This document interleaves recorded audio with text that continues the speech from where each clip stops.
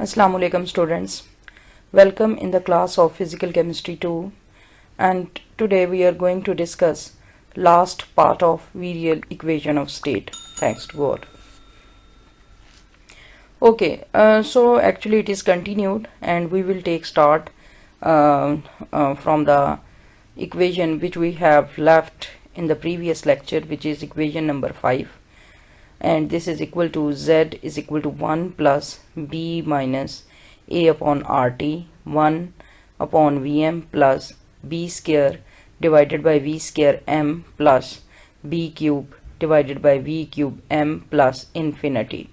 And today we will discuss an important perspective of virial equation, which is at low pressure, right? So when we work in low pressure, virial equation provides a very good approximation. Low pressure पे virial equation जो है बड़ा अच्छा workout करती है, और लो pressure पे क्या होता है कि Vm will be high, so we can neglect high powers of 1 upon Vm. अब लो प्रेशर पे क्या होगा, जाहिर है लो प्रेशर पे मोलर वॉल्यूम जो है वो ज़्यादा होगा, और मोलर वॉल्यूम के ज़्यादा होने की वजह से हम जो हाई पावर्स हैं 1 अपॉन Vm की वो निगलेक्ट कर सकते हैं. तो वो किस तरह से निगलेक्ट कर सकते हैं, तो इसकी सिंपल सी एक्सप्लेनेशन है.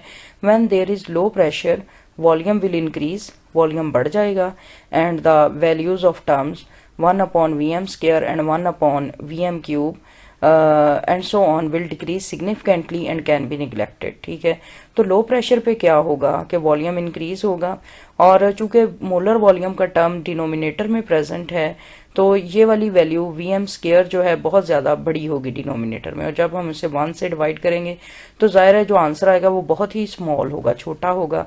And same is the case with 1 over Vm cube and so on, यानी वो वैल्यूज़ फिर इतनी ज़्यादा छोटी होंगी तो कि उनको हम निगलेक्ट कर देंगे.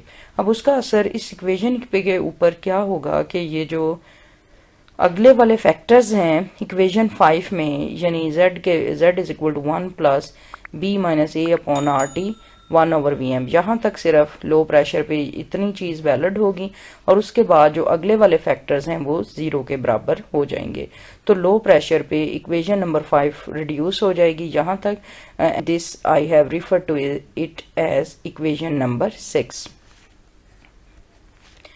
फाइन, तो लो प्रेशर पे हमारे पास ये इक्वेशन बस बाकी बचती है, और लो प्रेशर पे अगर हम ये चाहते हैं कि z की वैल्यू जो है वो 1 के बराबर आ जाए. ठीक है, तो अब पहले तो हमने ये देखा कि लो प्रेशर पे जो है वो किस तरह से z की वैल्यू वेरी करती है वीरियल इक्वेशन में. ठीक है, तो अब अगर हम इसको स्टडी करें, this is an important case at low pressure, कि अगर हम लो प्रेशर पे z की वैल्यू जो है 1 के बराबर लेना चाहते हैं तो इसका सोल्यूशन क्या होगा. ठीक है, तो इसमें अब चूंकि यही टर्म बाकी बची है ना, b minus a upon R T, और फिर ये कॉमन फैक्टर है इन दोनों का. ठीक है, तो इसका मतलब ये है कि अगर z की वैल्यू 1 के बराबर है तो जाहिर है z इज इक्वल टू 1, तो ये फैक्टर जो है ये भी 0 के बराबर होना चाहिए. ठीक है, और जाहिर है कि अगर ये लो प्रेशर है तो उसका इम्पैक्ट a और b के ऊपर क्या होगा कि वो नॉन सिग्निफिकेंट हो जाएंगे, क्योंकि लो प्रेशर पे molecules they will be very far from each other. नहीं, एक मॉलिक्यूल अगर यहाँ पे है फॉर एग्जांपल तो दूसरा यहाँ पे है, और उनका एक दूसरे के ऊपर इम्पैक्ट जो है वो ख़त्म हो जाएगा, और उस इम्पैक्ट के ख़त्म होने की वजह से ये दोनों फैक्टर्स जो हैं वो नॉन सिग्निफिकेंट यानी 0 के बराबर हो जाएंगे, और ये सारे का सारा टर्म जो है ये भी 0 के बराबर हो जाएगा. ठीक है, तो z जो है वो 1 के बराबर आ जाएगा. तो लो प्रेशर पे किस तरह से रियल गैसेस आइडियल बिहेवियर यानी when z is equal to 1 आ जाए शो करती हैं, तो वीरियल इक्वेशन इसको एक्सप्लेन करने में बहुत अच्छी तरह से कामयाब रहता है. ठीक है, अब हमारे पास लो प्रेशर पे, ठीक है, ये वाला टर्म हमने कहा b minus a upon R T 0 के अगर बराबर आ जाए तो यहाँ से हम देखेंगे कि एक और टर्म एवॉल्व होगी, एक और टर्म जो है वो क्रिएट होगी, ठीक है। अगर ये फैक्टर 0 के बराबर है, this implies that b can be equal to a upon R T, and this also implies that अगर हम t की वैल्यू यहाँ से यहाँ शिफ्ट कर दें तो b जो है इसकी जगह पे शिफ्ट हो जाएगा, t is equal to a upon R b, ठीक है। अब इसमें क्या है कि a और b, right, this is attractive forces, this account for attractive forces and this for excluded volume। तो जब हमने वॉन डर वॉल्स इक्वेशन जो है उसको ड्राइव किया था तो उसमें हमने ये कहा था a और b जो हैं these are dependent upon the nature of gas और इनकी स्पेसिफिक वैल्यूज होती हैं under a specific condition of temperature and pressure, और R जो है वो भी एक कांस्टेंट है। यानी इसका मतलब ये हुआ कि अगर हम कोई ख़ास टेम्परेचर जो है, प्रेशर उसको स्पेसिफाई कर दें तो तो A और B की ख़ास स्पेसिफिक वैल्यूज़ होंगी, कांस्टेंट वैल्यूज़ होंगी, और R जो है वो भी एक कांस्टेंट है।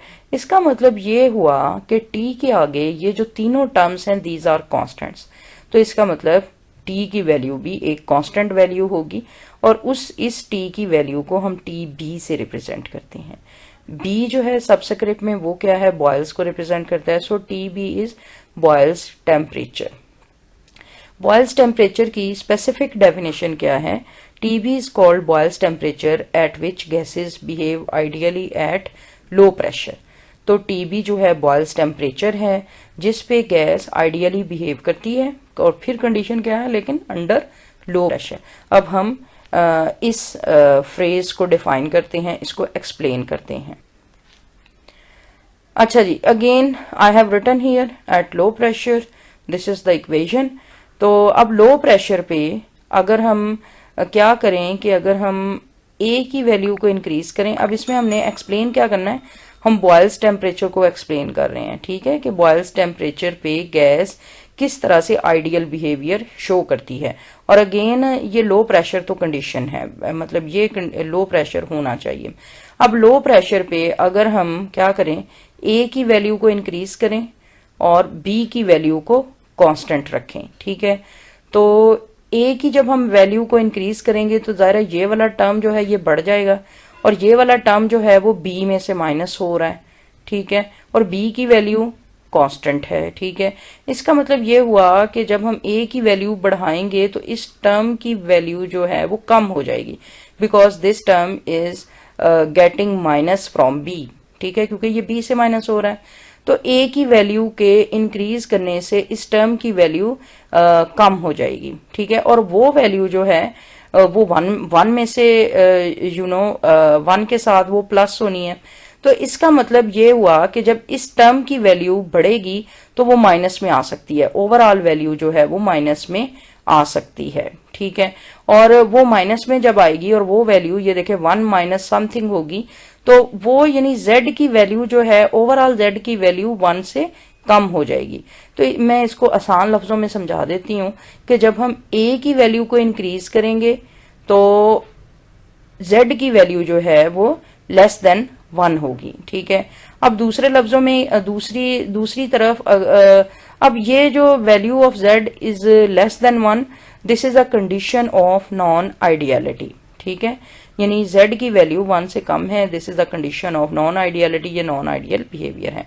अब एक दूसरा केस हो सकता है लो प्रेशर पे कि हम b की वैल्यू को इंक्रीज करें और a की वैल्यू को कांस्टेंट रखें, ठीक है, यानी इन दोनों ने इसी तरह से वर्कआउट करना है। अगर हम a की वैल्यू को इंक्रीज या डिक्रीज कर रहे हैं b कांस्टेंट होगा, और अगर हम b की वैल्यू को इंक्रीज या डिक्रीज कर रहे हैं तो a कांस्टेंट होगा। तो अगर हम b की वैल्यू को इंक्रीज करते हैं तो a हम कांस्टेंट रखें तो उसका इम्पैक्ट क्या होगा कि अब ये 1 के साथ इस टर्म की वैल्यू जो है वो प्लस होगी, यानी 1 z की वैल्यू 1 से बढ़ जाएगी, ठीक है। तो b के इंक्रीज करने का ये इम्पैक्ट होगा, that value of z will be greater than 1। अब एक केस में क्या है कि z की वैल्यू लेस देन 1 है, दूसरे केस में क्या है z की वैल्यू ग्रेटर देन 1 है, और ये दोनों फैक्टर्स नॉन आइडियल बिहेवियर को शो करते हैं, जैसा कि यहाँ पर ये मैंने दिखाया हुआ है इस ग्राफ के थ्रू से। और इसको हमने वेरी फर्स्ट लेक्चर में बहुत अच्छे तरीके से स्टडी किया था। इसमें प्रेशर को मैंने एक्स एक्सिस के अलोंग लिया है, और z which is compressibility factor and equal to this term I have taken it along y axis. तो अगर गैसेस जो हैं वो आइडियल बिहेवियर शो करें तो z की वैल्यू जो है वो 1 के बराबर आएगी, ठीक है। ये ग्रीन लाइन जो है ये आइडियल बिहेवियर को शो करती है। तो अब जबकि ये ब्लू लाइन जो है वो रियल गैस बिहेवियर को शो करती है। तो अगर जो है वो 1 से कम वैल्यू आए, जो कि ये वाला केस है, तो इसको बोलते हैं नेगेटिव डेविएशन। और अगर 1 से ज़्यादा वैल्यू आए, जो कि यहाँ पे आएगी, तो जो कि ये वाला केस है, तो उसको बोलते हैं positive deviation. A account for attractive forces and B for excluded volume, the two factors responsible for deviation of real gases from ideal behavior, as we have already discussed. At Boyle's temperature, अब ये बड़ा important है। Boyle's temperature पे क्या होता है जी, जैसा कि मैंने पीछे कहा था कि हमने इस लाइन को, इस फ्रेज को फर्दर एक्सप्लेन करना है कि Boyle's temperature पे गैसेस किस तरह से आइडियली बिहेवियर शो करती हैं eight low pressure. Boyle's temperature पे क्या होता है कि the effect created by A is cancelled by effect created by B। अब A का क्या इम्पैक्ट है, A का क्या इफेक्ट है कि अगर हम A को इंक्रीज करते हैं B को कांस्टेंट रखते हुए, तो Z की वैल्यू 1 से कम हो जाती है। यानी A जो है वो Z की वैल्यू को कम करना चाहता है, इस तरह से नॉन आइडियलिटी अचीव करवाना चाहता है। जबकि B का इम्पैक्ट क्या है कि B जो है वो Z की वैल्यू 1 से बढ़ाना चाहता है। तो ये कम करना चाहता है Z की वैल्यू, और ये इस पॉइंट पे ज्यादा करना चाहता है। लेकिन बॉयल्स टेम्परेचर पे क्या होता है कि इन दोनों फैक्टर्स का असर, यानी A के इंक्रीज का या B के इंक्रीज का, ठीक है, वो आपस में कैंसल्ड आउट हो जाता है। और उससे क्या होता है कि ओवरऑल जो नतीजा निकलता है वो आइडियल बिहेवियर की सूरत में निकलता है। तो बॉयल्स टेम्परेचर पे क्या होता है, the value of Z remain 1 or close to 1 for a wide range of low pressure. Now this is also important. What is the meaning of wide range of low pressure? अब देखें low pressure की भी एक range है। For example यहाँ से लेकर यहाँ तक आप लो प्रेशर कंसिडर कर सकते हैं, और इसके बाद, और इसको फिर हम कहेंगे रेंज ऑफ लो प्रेशर, ठीक है, from here up till here. इसके बाद ये लो हाई प्रेशर शुरू हो जाता है, और हाई प्रेशर पे क्या होता है कि ये जो लाइन आप देखें ये आइडियल बिहेवियर से ये ऊपर की तरफ शिफ्ट हो गई है। So this was about an important case which we have studied at low pressure, और इसमें हमने ये देखा कि लो प्रेशर पे किस तरह से गैसेस आइडियल बिहेवियर शो करती हैं, और किस तरह से वीरियल इक्वेशन ने बहुत अच्छे तरीके से इसको एक्सप्लेन किया। अब हमारे पास एक दूसरा केस है जिसमें हम देखेंगे कि किस तरह से वीरियल इक्वेशन जो है वो गैसेस का बिहेवियर शो करती है एट हाई प्रेशर, ठीक है। अब हाई प्रेशर पे क्या होगा, देखें ये हमने फिर ये वीरियल इक्वेशन जो है वो लिख दी, z is equal to 1 plus these are the terms, second virial coefficient, second virial term, third and fourth virial term. अब हाई प्रेशर पे क्या होगा, ठीक है, हाई प्रेशर पे क्या होगा, gas molecules they will become close to each other, वो एक दूसरे के करीब आ जाएंगे, और करीब आने से क्या होगा, they will develop attractive forces. और जब वो अट्रैक्टिव फोर्सेस डेवलप करेंगे तो ये वाला फैक्टर जो अट्रैक्टिव फोर्सेस को डील करता है, दिस विल बिकम सिग्निफिकेंट। और इसी तरह जो एक्सक्लूडेड वॉल्यूम वाला टर्म है वो भी सिग्निफिकेंट हो जाएगा।